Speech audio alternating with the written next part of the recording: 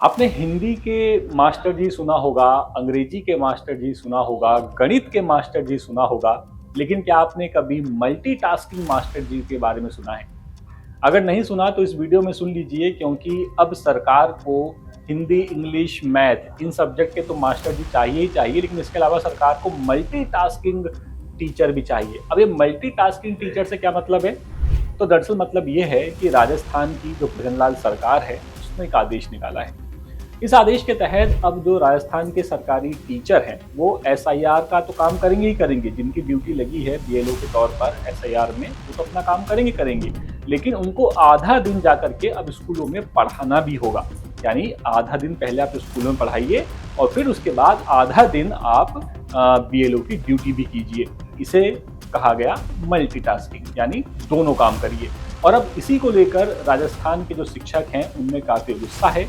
वो सरकार को लेटर लिख रहे हैं और इस पूरे फैसले को अव्यवहारिक बता रहे हैं। दरअसल मामले की अगर हम आपको बात करें तो मामला कुछ ऐसा है कि शिक्षा विभाग जो अगला सत्र है वो 1 जुलाई की जगह 1 अप्रैल 2026 से शुरू करना चाहता है। लेकिन यहाँ समस्या ये है कि अभी जो सत्र चल रहा है, यही इसका जो सिलेबस है वही अभी तक पूरा नहीं हो पाया है। इसलिए सरकार ने भी फैसला किया कि अगर टीचर बीएलओ की ही ड्यूटी करता रहेगा तो फिर जो उसका सब्जेक्ट है उसे कौन पूरा करवाएगा। लेकिन यहाँ पर सरकार से एक शायद ये चूक हो गई कि अगर टीचर आधा घंटा आधा दिन अपना चुनाव में ड्यूटी करे और आधा दिन जाकर स्कूल में पढ़ाए, तो ये संभव कैसे है? मान लीजिए किसी टीचर की ड्यूटी अगर उसके स्कूल से 30 किलोमीटर दूर लगी है, 40 किलोमीटर दूर लगी है, तो फिर वहाँ से फिर वो सफ़र करके स्कूल तक पहुँचे और उसके बाद फिर जल्दी जल्दी बच्चों को पढ़ाए, तो ऐसे में बच्चों को क्या सिखाएगा और क्या पढ़ाएगा? अब इसी को लेकर शिक्षक संगठन काफी नाराज हैं और उन्होंने इस पूरे मामले पर सरकार का ये जो फैसला है इसको अव्यवहारिक बताते हुए ये कहा है कि अगर ऐसा ही कुछ करना था तो आप इस फैसले को पहले लागू कर देते, ताकि कम से कम उनके पास वक्त था तो कुछ भी करके टीचर्स कैसे भी इस पूरे मामले को मैनेज करते। अब इसमें एक बड़ी बात ये आ रही है कि स्कूल शिक्षा विभाग के जो शासन सचिव हैं कृष्ण कुणाल, उन्होंने इस बारे में जो कलेक्टर्स हैं सभी जिलों के, उनको एक लेटर लिखा है और इस लेटर में उन्होंने कहा है कि दिसंबर महीने में होने वाली अर्धवार्षिक परीक्षा को नवंबर महीने में करवाया जाए। यानी 1 महीना और पहले आप परीक्षाएं करवा लीजिए, ये भी कहा गया था। और इसीलिए इस पूरे मामले पे आपाधापी मची और जल्दी जल्दी शिक्षकों को काम करने के लिए कहा गया।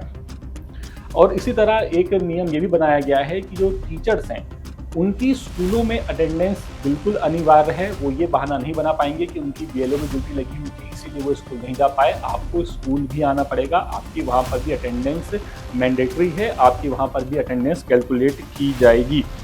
और दूसरी तरफ अब शिक्षक संगठन ये सुझाव दे रहे हैं कि 20 दिन के अंदर अगर निर्वाचन से जुड़े हुए पूरे काम से अगर सरकार उन्हें फ्री कर दे तो वो अपने स्कूल का जो सिलेबस है उसे पूरा करवा लेंगे, अपने सब्जेक्ट का सिलेबस पूरा करवा लेंगे, जिससे ना ही बच्चे परेशान होंगे और ना ही टीचर परेशान होंगे।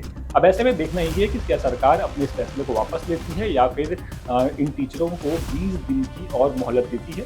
जो कुछ भी होगा 10 सूत्र आपके लिए वो खबर भी जरूर लेकर के आएगा। तब तक अपडेट्स के लिए आप 10 सूत्र के साथ बने रहिए और हमारे चैनल को सब्सक्राइब जरूर कर लीजिए। फिलहाल इस खबर में इतना ही। कैमरा पर्सन सईद खान के साथ मैं अतुल द्विवेदी, 10 सूत्र भोपाल। लेटेस्ट, इन्वेस्टिगेटिव और इन डेप्थ खबरें देखने के लिए ज्वाइन कीजिए 10 सूत्र का व्हाट्सएप चैनल, सब्सक्राइब कीजिए यूट्यूब चैनल, लाइक कीजिए फेसबुक पेज और पढ़ते रहिए www.dasootra.com।